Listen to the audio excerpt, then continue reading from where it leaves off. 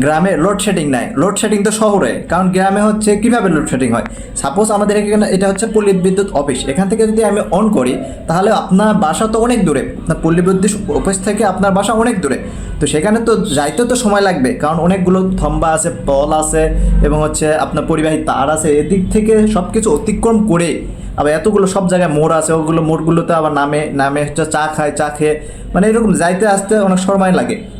তো এই ধৈর্যটুকু গ্রামের মানুষের নেই, এই জন্য হচ্ছে আপনারা প্রধানমন্ত্রীকে গেলাচ্ছেন, জ্বালানি মন্ত্রীকে গেলাচ্ছেন হচ্ছে এগুলোকে, কিন্তু আসলে এটা ঠিক না। একটা কারেন্ট তো আমি অন করলে বা আপনার ঘর পর্যন্ত পৌঁছাতে আপনার লাইট বাল্ব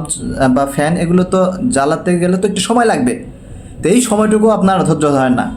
লোডশেডিং তো হচ্ছে শহরের মধ্যে, কারণ দেখেন এই এক মাসের মধ্যে শত শত গার্মেন্টস ফ্যাক্টরি অফ হয়ে গেছে, এবং